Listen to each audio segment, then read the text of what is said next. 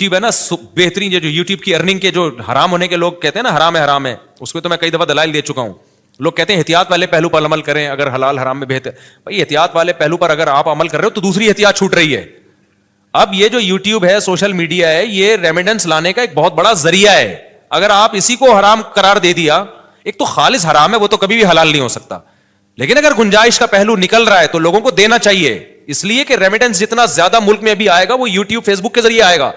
جتنا اس کے ذریعے آ رہا ہے کسی اور ذریعے سے نہیں آ رہا. اس سے آپ کا ملک تھوڑا سا تو اسٹیبل ہوگا نا, آپ کا کنٹری.